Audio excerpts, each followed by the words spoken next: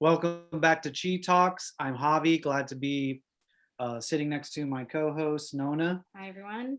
and we are joined today by Mr. McCabe. Does that say that Yep, right? McCabe. That is correct. Yeah. Adrian McCabe. Today we are going to be talking about will. We're going to be talking about teaching Tai Chi in prison, and we'll see what else comes up, and jokes. Um, Laughter. well, this is Chi Talks, where it's all about the energy, and if everything is made of energy, we have a lot to discuss. So let's get started. Ed, tell us a little bit about yourself, a little bit about your background, where you come from, how you got into Tai Chi, and then what led you to teaching Tai Chi in prison. Okay. So I have a really I don't even know if you guys know this. My first introduction to Dr. Yang, Zhuing Ming, our mutual teacher, when I was raised in a cult when I was young. I was a Jehovah's Witness. And so when I left when I was 18, I was like disowned by my family and by my community. And so I felt like this really great loss. And I actually stole, you guys don't know this, I don't think. I stole Dr. Young's first book, the Shaolin White Crane book. And the whole book was about morality, like being honest and all of this stuff. And I stole the book from Barnes and Noble in like Uh, 1999. And I took it and I went up to Seattle and I actually trained out of that book that whole summer of 2000, I think was the year I was up there. And so I had a weird 20s.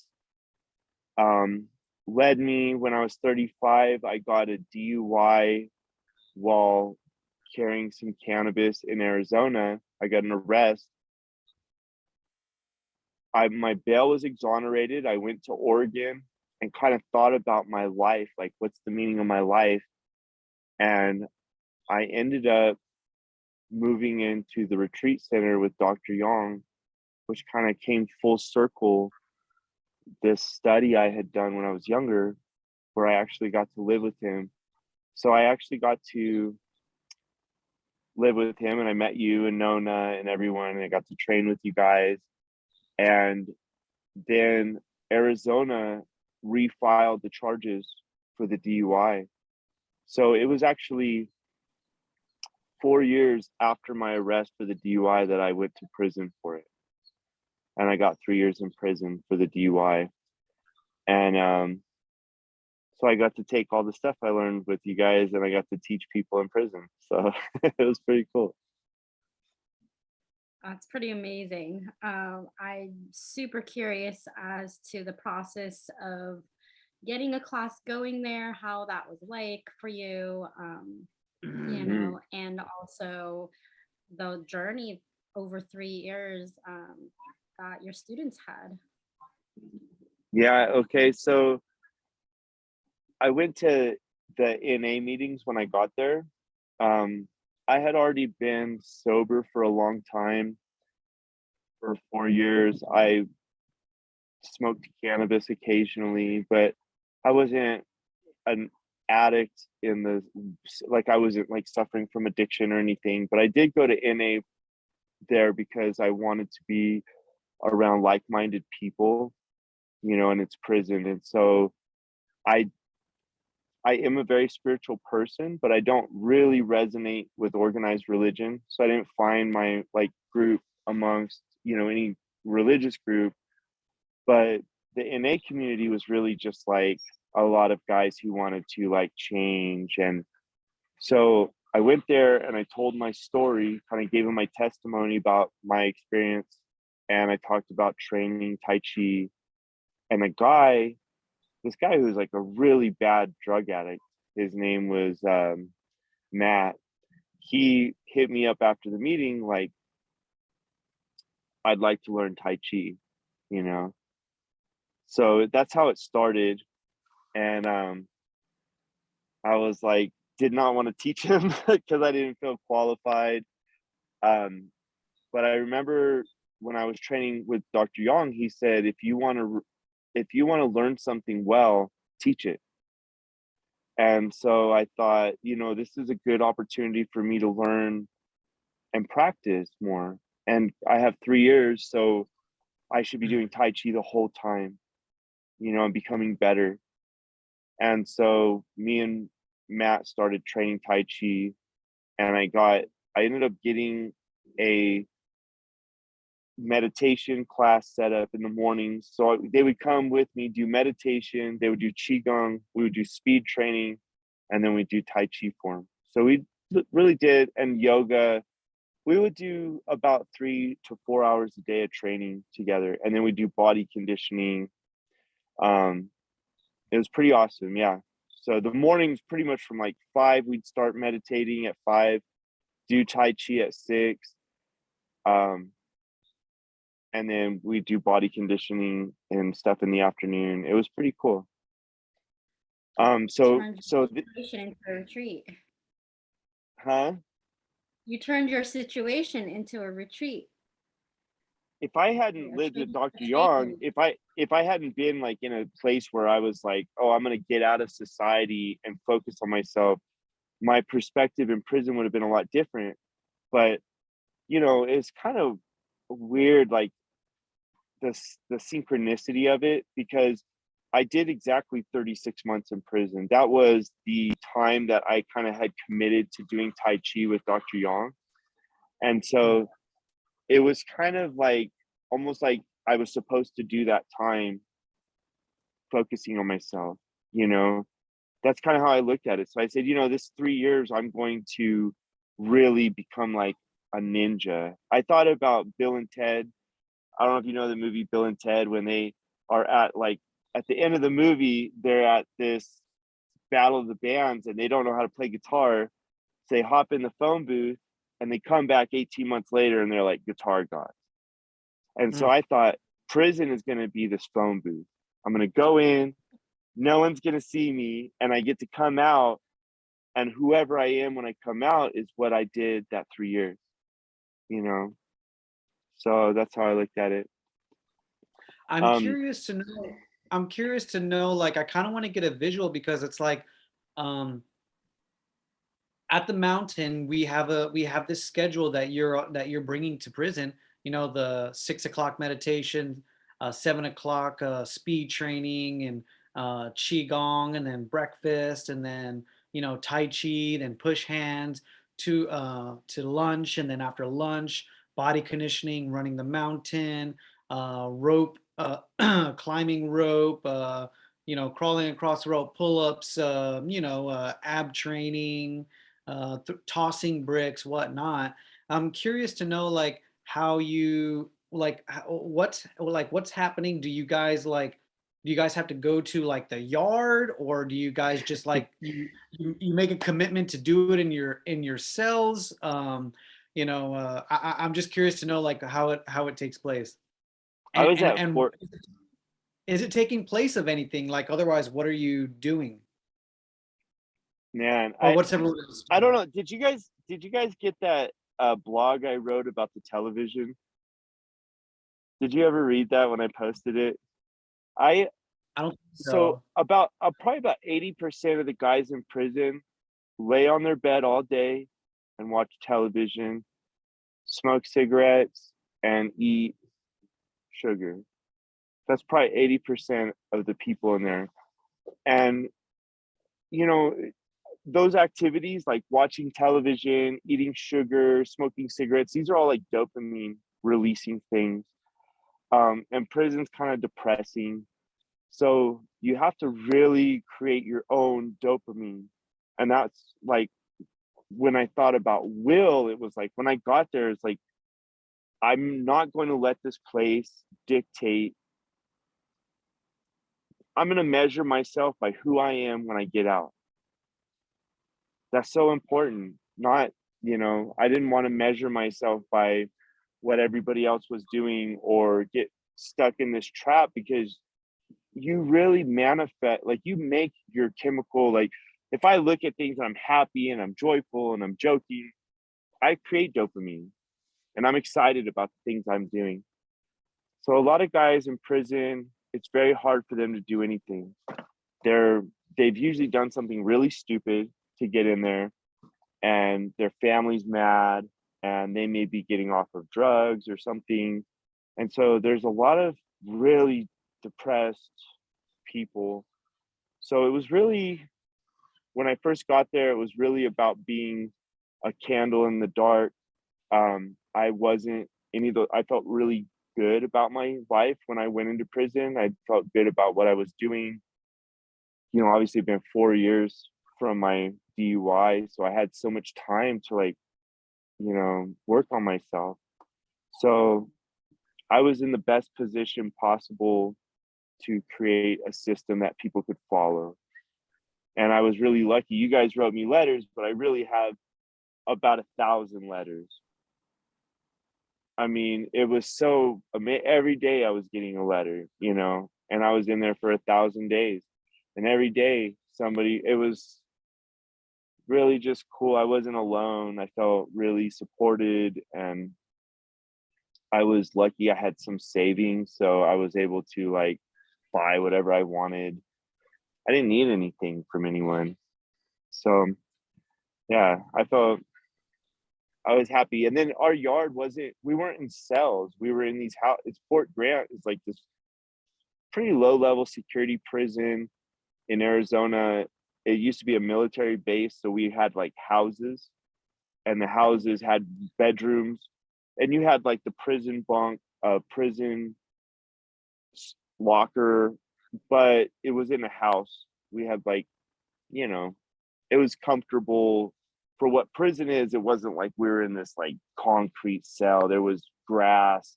We were able to do Tai Chi on a yard, like a really nice yard with grass, and like in a baseball field. It was cool, you know. I barely noticed the barbed wire the whole time I was there.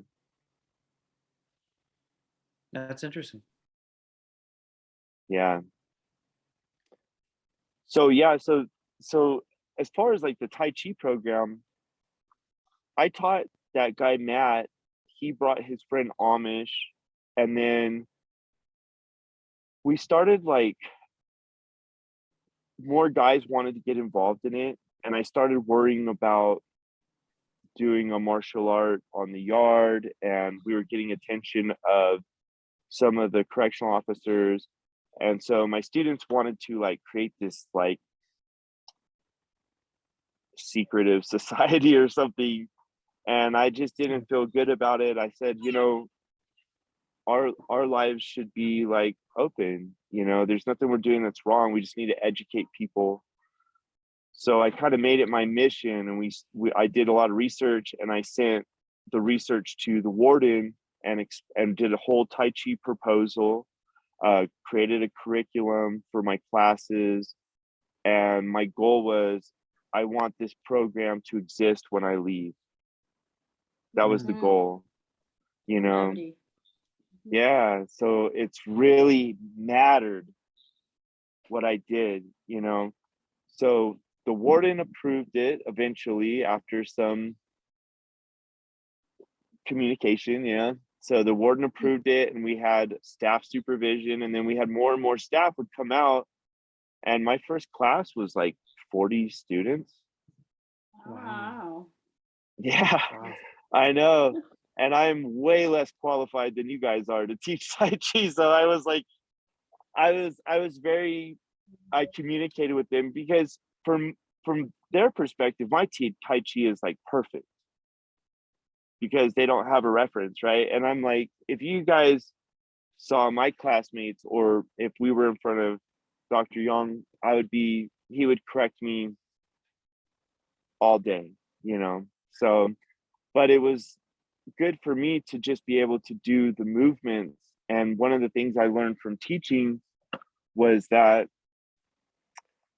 people think about things I don't think about. So I would have students that would ask me stuff. So I actually wrote Angela Laughing Heart. She was like my communicado to Master Yang, and I would write her letters, and then ask her questions my students asked me that I don't know the answer to. And then I was able to get some forms online that I was able to have I was a GED tutor. So I was working with the GED department. So my teacher that was staff was able to look up Tai Chi videos for me in between me tutoring guys. And he would show me the form so I could watch it and correct myself so I could go teach it to the guys. Wow. Yeah, and it was, you know, they have all these rules regarding like online stuff, everything in prison, but I think because what I was trying to do was pretty good and I had staff approval, they really gave me a lot of leeway. So they would look up forms for me, they would show me things, they would print out literature. It's pretty cool. The staff would. Yeah, Oh, the staff. that's Yeah, well Yeah. supported. That's really great. That's interesting. yeah. It's totally different than any movie about prison that I grew up seeing. You know what it is? I've learned this. Whatever you think life is, that's what it is. Uh-huh. You know, so my experience in prison was really good because I looked at it as this great opportunity to grow as a human. I probably meditated 3 hours a day. So I was really able to explore spiritual embryo meditation, like the jade ring. I spent a lot of time with the jade ring. I spent a lot of time doing small circulation. I did a lot of time working with my chakras and doing kundalini, and I really felt like, you know, I went to college. I got a college degree, so I'm a business major now, you know. So I did all these things. I really looked at it like, how much can I do in 3 years, you know? Yeah. Wow, you really maximized your time. Explain for listeners who don't know jade ring and microcosmics, small circulation Embryonic breathing. and embryonic breathing. Yeah. Yeah, okay. So yeah, I guess it starts with the embryonic breathing, which is, you know, there's a lot of different people that deal with this. So I think the best embryonic breathing method I've kind of cultivated for myself has been reverse breathing, where I'm inhaling as I condense into my abdomen. And then when I exhale, I kind of relax. And then I also like to look at the space around my dantian. Like, I like to go into a place where I'm feeling, I do like mindfulness meditation where I'm really aware, like, what does my shirt feel like on my skin? How does my tongue taste? What do I hear? You know, and I get into this place where I'm very sensitive, and then I can start exploring like the neurons in my stomach and feel how are my how is my stomach condensing and feeling this energy. And then I start to think about, what if this whole dantian is in open empty space, and then I kind of explore that empty space, and I found it put me in this really interesting like quantum realm where I just felt like this giant ball of energy. So that's embryonic breathing to me. And then microcosmic or small circulation is just moving up your spine, your governing vessel, and then down your conception vessel in the front.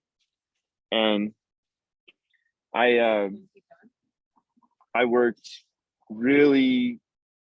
I did several different techniques of microcosmic. I found one really good one where this guy moved, um, like inhaled, went one direction, exhaled, went one direction, and he would actually go through each chakra, moving up and down.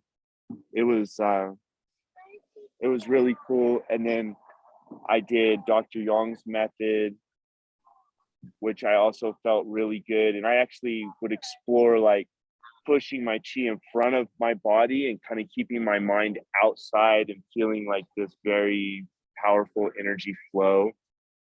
Um, so that was small circulation. There's a bunch of different things I did.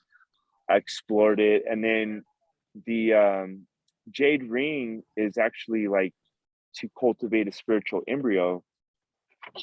For me, like the idea of a spiritual embryo is fascinating because I was raised a Christian. I'm a Christian, like I was a Christian minister when I was a teenager.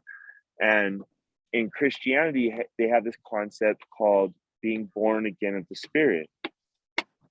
So this idea of being born again of the Spirit is talked about in Taoist writings, but they call it conceiving a spiritual embryo. So I'm like very much like a universal spiritualist. Like I feel like all of these religions correlate with one another. And so I thought, man, this is too coincidental for these two things to have emerged simultaneously at the same time, right around the time of Alexander the Great, when he's like conquering all these lands. And then these two philosophies, maybe they split off and became different things later. But I really am fascinated by the spiritual embryo. And the jade ring is this area in your chest, at your sternum, where you meditate and you can actually build up chi to a point where your spirit becomes independent of your body, that you could develop a spirit and your spirit could exist outside of your body. I remember Kung Fu Panda, when the turtle like just leaves. He's like, okay, I'm ready. And he just leaves, right?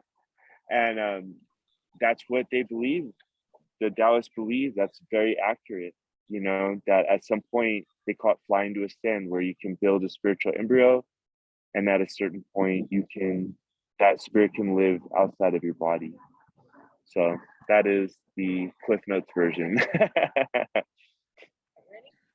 I just want to say you're listening to Chi Talks. I'm Javi, and I'm here with Nuna and Ed McCabe, and we're talking about Qigong. We're talking about the mysticism of Qigong, the spirituality, and teaching Tai Chi in prison. And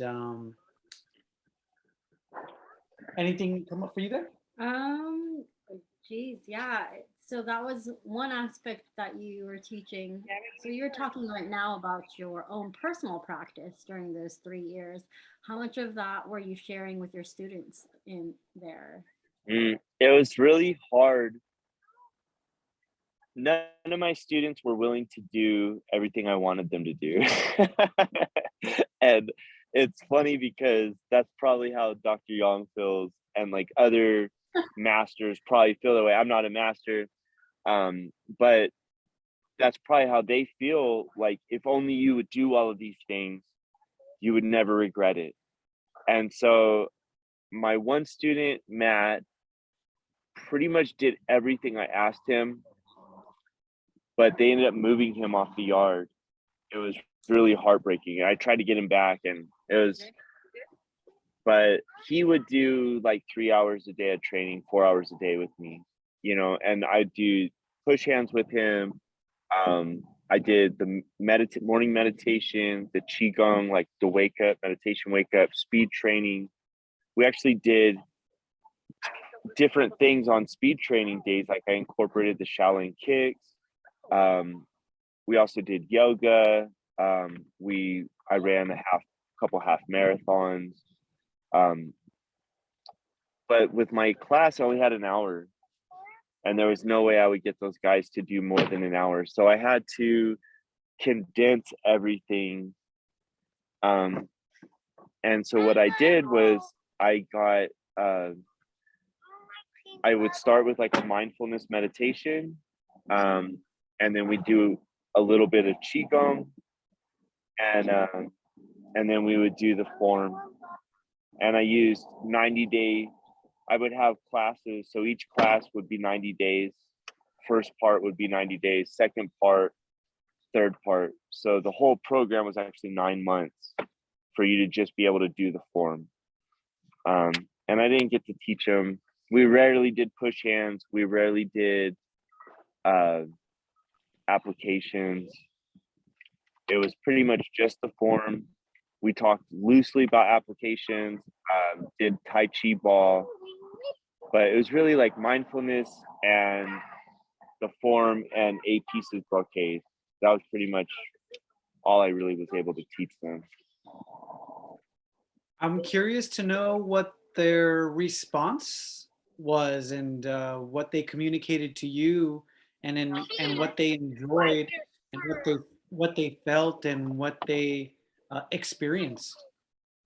Man, for an inmate, for a man, for a lot of these guys don't have dads.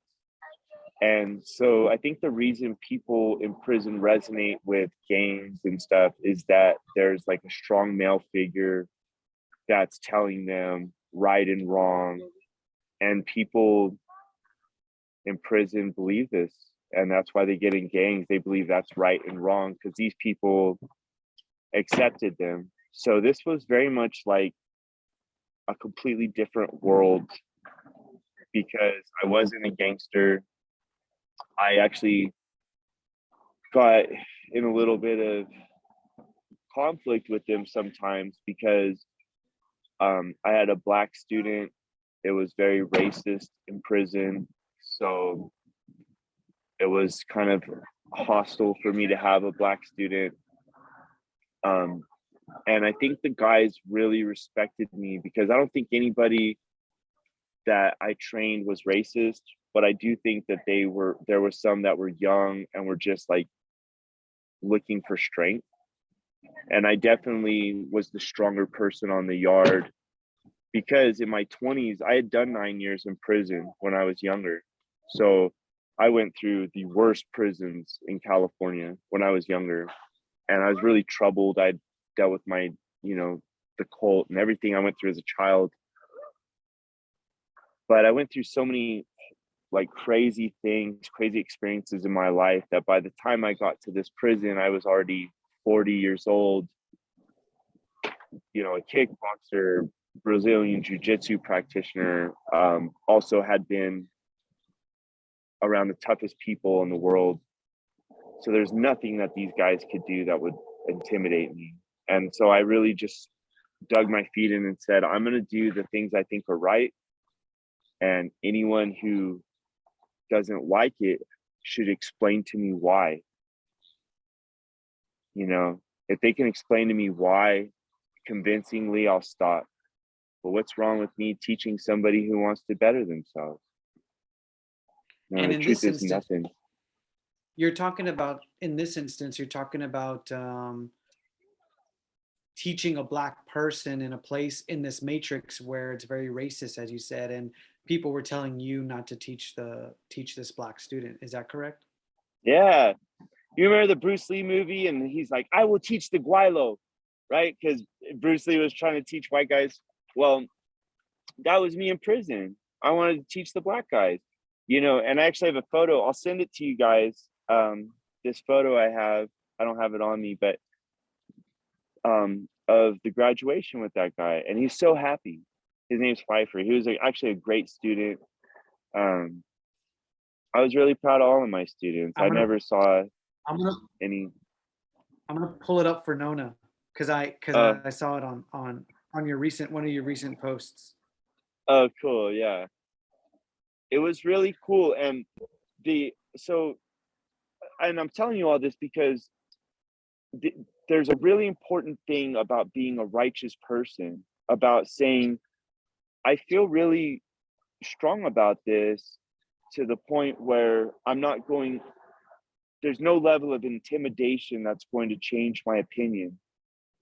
My opinion is that I should teach whoever wants to learn. That's how I feel is the right thing. And there was nothing anyone could say that made me feel like I shouldn't do that. The idea that, you should, there it is. Yeah. That's Pfeiffer. It's a centeredness that, like an internal centeredness, like centering, right? Like you're rooted in that as far as your philosophy and your understanding of what you hold important. So, if you're well rooted and well centered, it's nothing And the idea is you can't really be thrown off as far as your It's physical nothing, body. exactly. Yeah, it's nothing. It's like, what are you gonna do to me? You know, I'm right. What are you gonna do to me? It's like telling somebody to steal. What if they said, I don't want to? What are you gonna do to them? You know, you do the right things.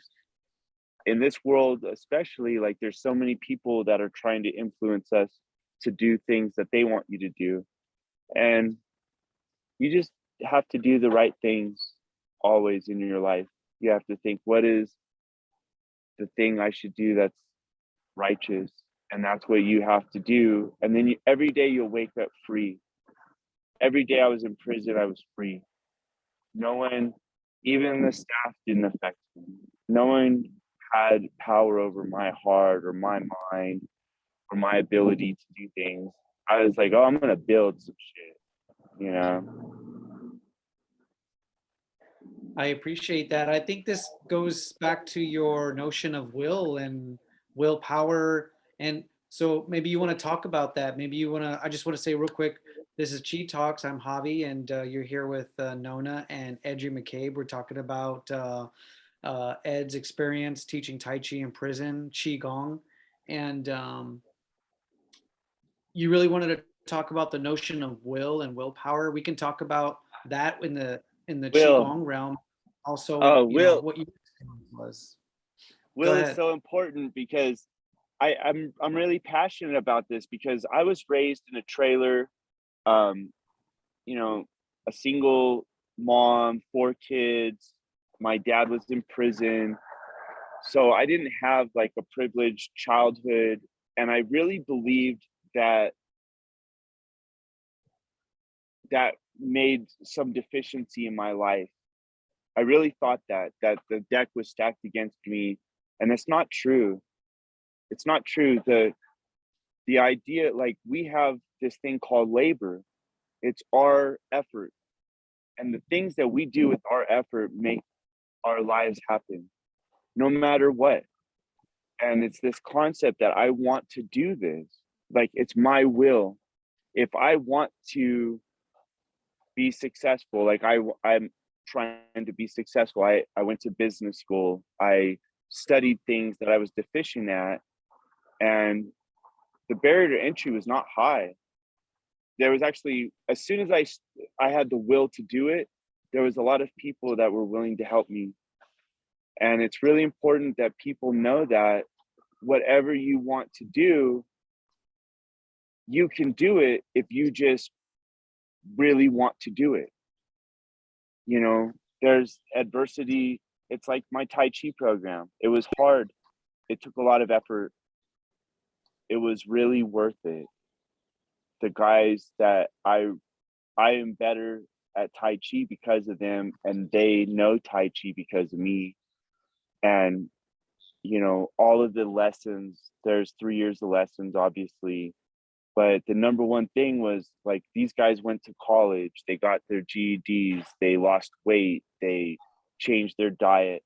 There was all these things that mattered to each person.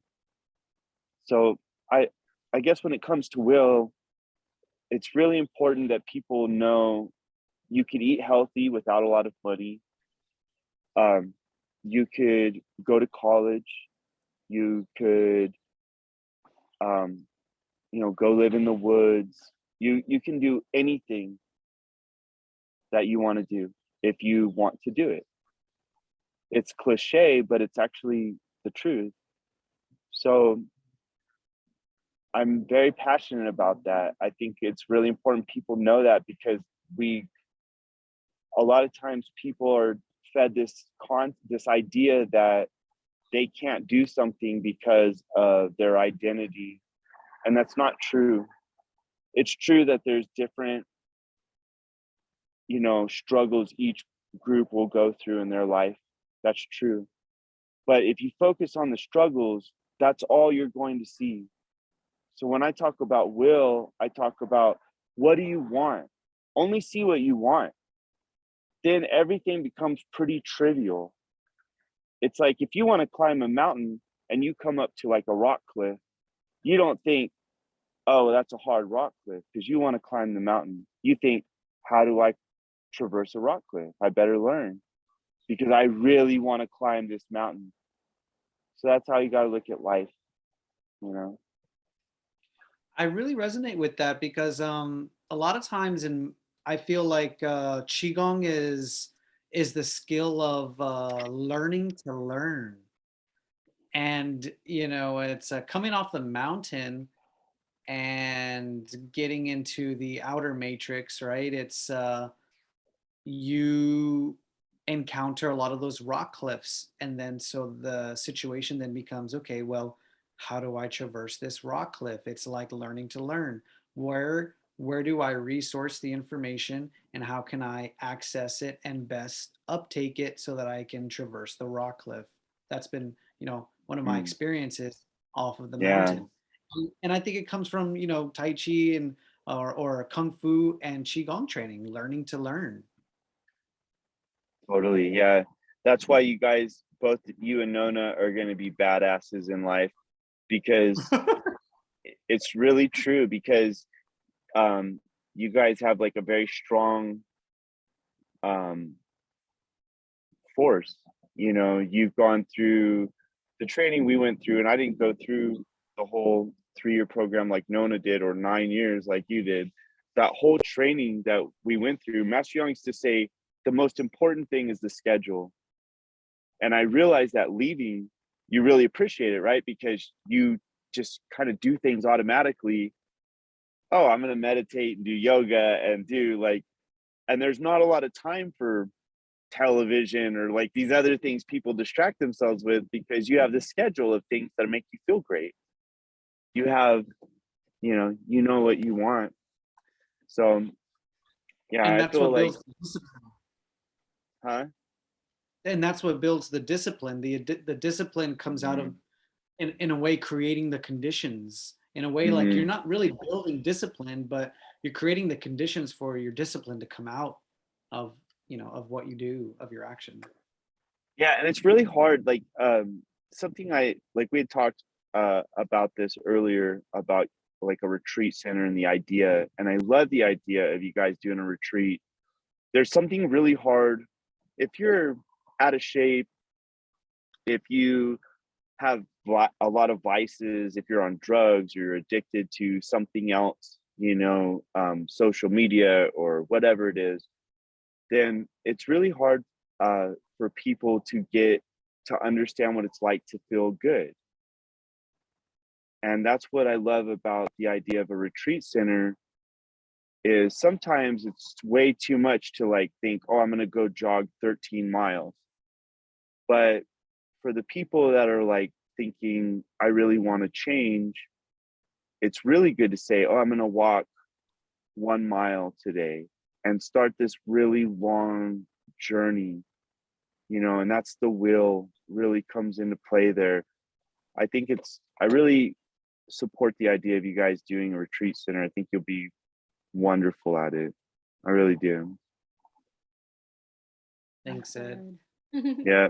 I I was thinking along the lines of what you were saying about how we all have our free will, and that, and you talked about how that there's this internal freedom that you're connected to, even though um your situation in prison is kind of limiting your options, and yet you still have this sense of freedom, and within that you're highlighting the fact that um that freedom is coming from the inside, from your Yeah. perspective, and that um even in that situation that you can execute your own free will. And that seems really powerful to me, that the more structure there seems to be externally, we can have mental constructs around things that limit our free will, so to speak, but that's almost a falsehood. You're saying, because you can decide internally something and work towards that. It was like Um, it was like a little bit of a gift too, though. Like there were times where I trained because I was bored. You know what I'm saying? So I yeah, think it's totally. harder. I honestly think it's easier in prison because there were no distractions. When I got out, I've been out for 5 weeks, and there's all kinds of stuff to distract you. It's like, there's war, and there's all the news media, and then there's the social media advocates, and then there's just cool life. There's parks and snow, and I'm at Big Bear Lake right now, and it's really beautiful here. um yeah, there's all this stuff. So it was a lot. I think it was easier, honestly, to train in prison or even at Dr. Yong's, where we were kind of like away from society, than in society. And so now I'm retraining. I'm like, man, I really have to like create this strong schedule Mhm. because it's really easy to not do anything. You have to create your own structure, whereas prison was already a Yeah. given structure in a sense, and so it loops back to, what you were But you saying gotta have about somebody schedule. that's like, you gotta have somebody who's like the teacher. You have to have somebody like, I went in there like, I know something that is worth knowing. And everybody was excited. There's not very many people like that in prison. I couldn't believe I was that guy. I was like, I can't believe I'm the guy that knows something because I was never that guy. Um, I always looked up to guys like that had learned some cool stuff, and everybody's just shocked. And I had, even though my understanding of Tai Chi is pretty shallow compared to you guys, or my other classmates, to them it was like I was like a Shaolin monk or something. They were just so shocked at the depth of my knowledge just because of my like um the concepts of um the theory behind it was so deep, and that was something that was pretty cool. I'm really not qualified to teach, but I was qualified enough to teach those guys in prison, and they loved it. They were just, it was awesome. I want to piggyback on this idea of will and on the mountain. You remember Dr. Yang saying, raise your spirit." You know, with a daily regimen and arduous, training, you're tired, you're fatigued, you don't feel like you can achieve what you want to achieve. The spiritual aspect and the ethereal, otherworldly aspect is then layered upon that, in that if and when you raise your spirit, then you can animate your body to do what it is that you want to do, to accomplish that goal that you want to accomplish, to um, dig deep, find the pace, breathe, and go. So that's the saying, is raise your spirit, and this is what the will in qigong is associated with. Um, so that's what Dr. Yang would say, and there's many tools to do that. Many tools to do that. Like as you said, the teacher would do that. The teacher could do that. Like at times, I remember Dr. Yang, he knew how to um, trigger or encourage you to raise your spirit. Um, there's external tools, like even in qigong, there's what do you call it when the priests whip themselves? There's a Um, word. I Aesthetic forget or what something. I forget what that They word called is, them aesthetics, right? but that is actually a qigong tool for raising your spirit. It's inflicting some sort of a trigger or pain to animate your body, or to wake up your body, or to wake up your spirit.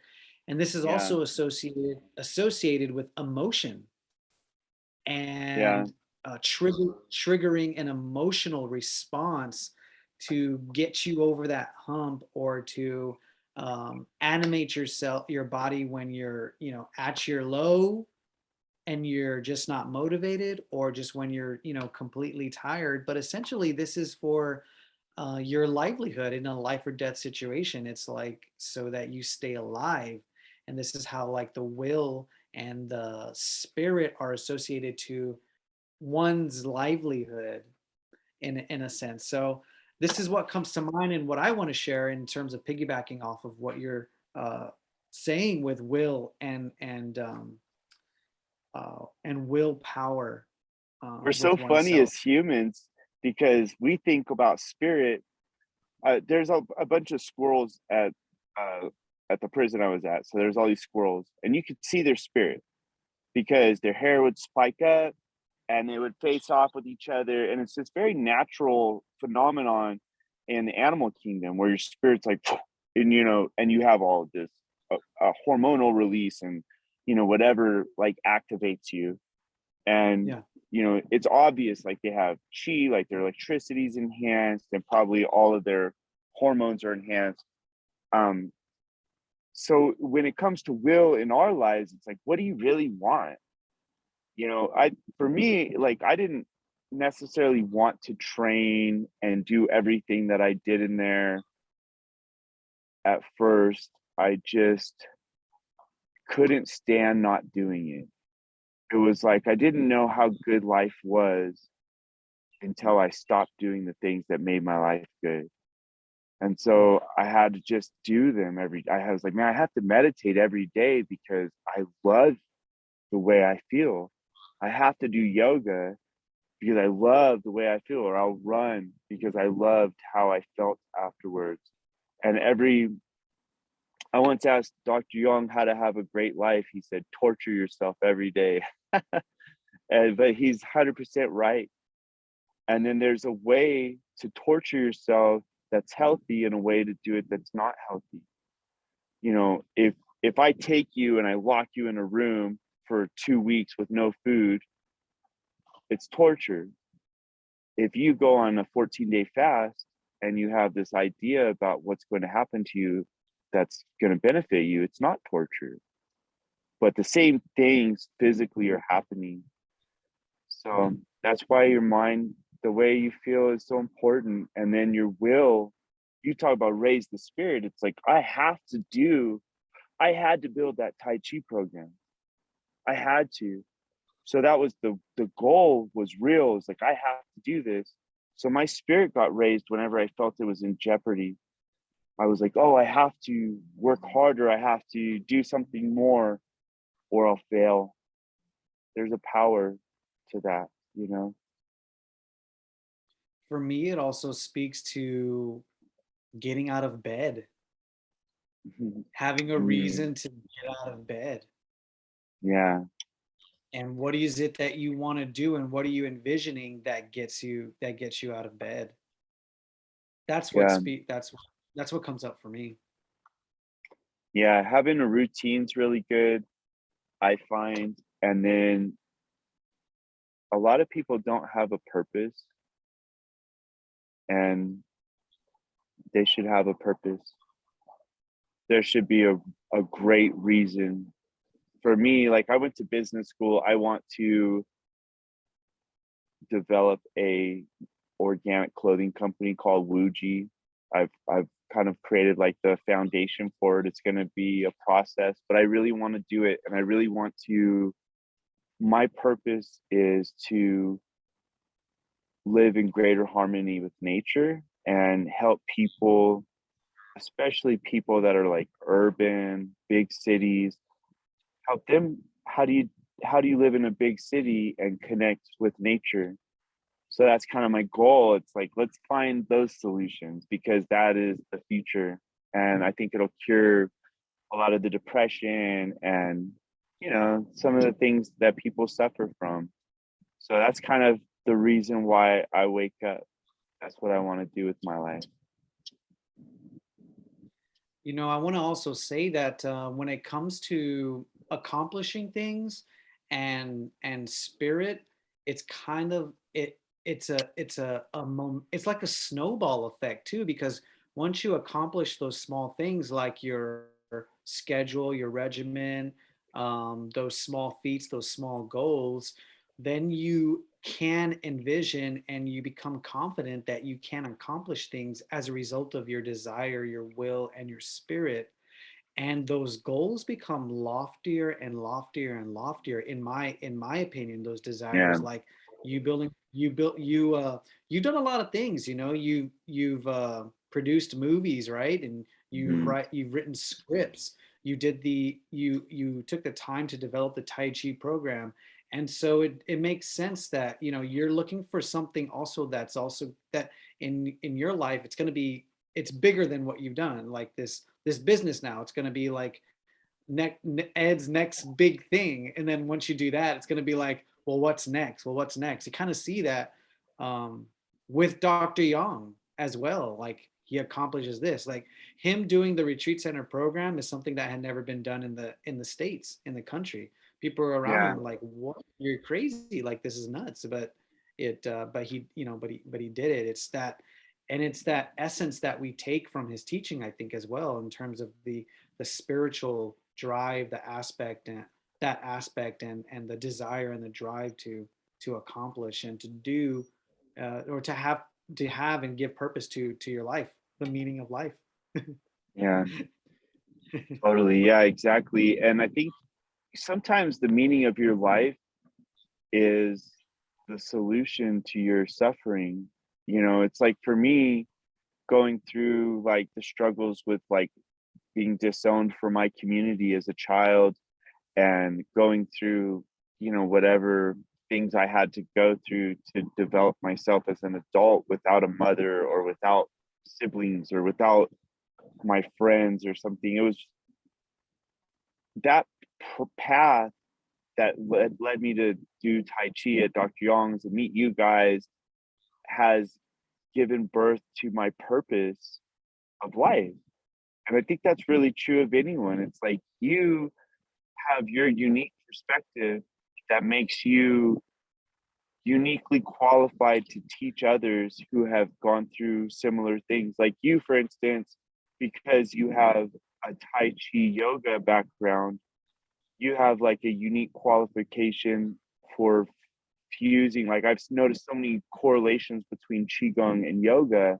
I thought, wow, these are really similar, even like the gates and the chakras and everything.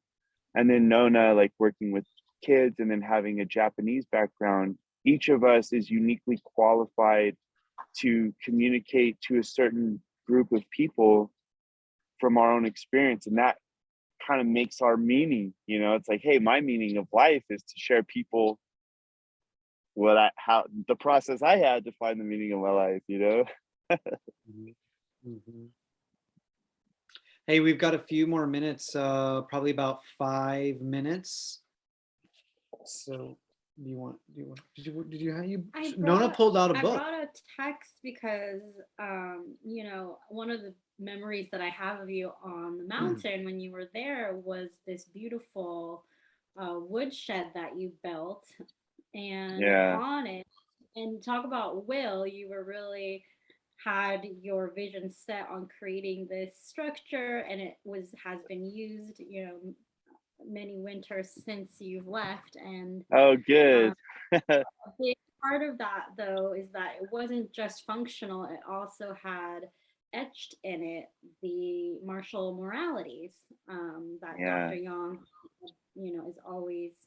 is kind of central to the practice. And there's a banner in the main bit was a banner in the main building with all of them listed. And so you etched them, looked up the Chinese characters for all of them, and they're beautifully etched in the side. And I just, that comes to mind often. And when you talk about will, that's one of the 10.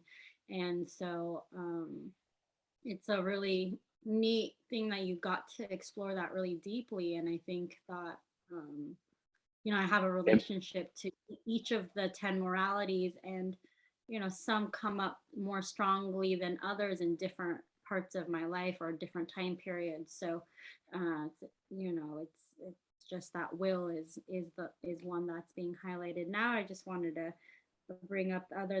They're divided into two groups of five. One is morality of deed of action, And then the other 5 are moralities of internal, I guess, growth and cultivation. So the first 5 of, and we haven't mentioned it on our show, so I thought I'd quickly introduce them and maybe look forward to in the future shows looking into these more. Morality of action, of deed, includes humility, respect, righteousness, which you mentioned in the show, also trust and loyalty. And then the morality of the mind, of your internal mental training, is will, the first one there, endurance, perseverance, patience, and courage. It almost feels like, the rest are born out of the will too. Will is mentioned as the first one of those 5 of the mind. So it's interesting to hear you talk about, we asked you before the show, what is it that you really have to really talk about, and that's what you mentioned. I thought, oh, really reminds me of that, the etchings that you did, and ties it right. Yeah, I love it. Was great to make that woodshed. I wanted something that was, lasted forever. It's kind of like this Tai Chi program, right? And I guess this is part of my character, is I want to leave things that will have meaning after I'm gone, and every one of the martial arts moralities was really good. Humility, I think, for me personally, was so important. Just to never think that I'm too good. The truth is I'm so small, and there's so much that we could do. But will, for me, it just seems like the one people sometimes try to make excuses for why they can't do something, and it's really bad to do that. You have to decide what you want and then do it. That's it. You don't think about, I don't think when I'm building my company right now, I'm not thinking, I don't want to do this, it's hard. Hard has nothing to do with will. That's just the process. I want to do something and I have a goal. That's all that matters, is that goal. And then the will is your drive to get there. Don't let anyone tell you, when I was poor and I lived in a trailer, I heard all of these reasons why I couldn't do things. People should have been saying, hey, these are all the reasons you could do them. Like, if you want to have a clean house, all you have to do is clean it. You just have to want to. Or a yard, or if you want to eat healthy, all you have to do is cook. It's cheap. I've been thinking about doing an Instagram just for like how I cook, because I'll go to a local farmer's market, get all these fresh fruits and everything. I live off of like $50 a week. It's not expensive. It just, all you have to do is want to. But people are sad, and that sadness, dopamine is actually the chemical that creates motivation.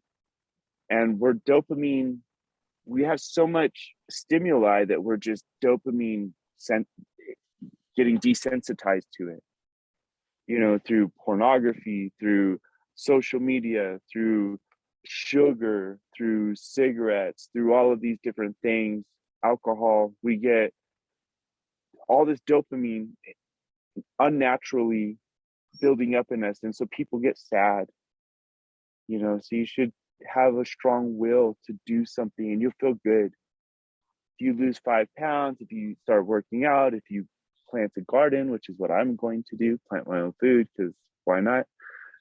And then you can do anything.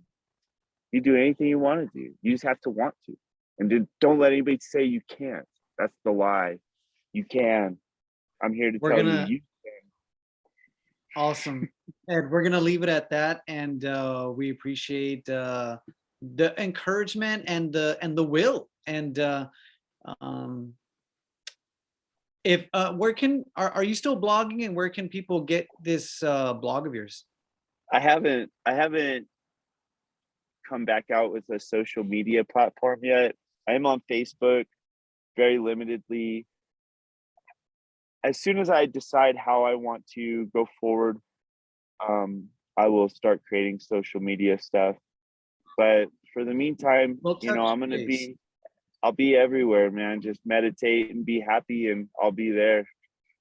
We'll touch base, and for listeners who want to stay involved and listen to, we'll have you back, and we'll see, you know, how things unfold for you.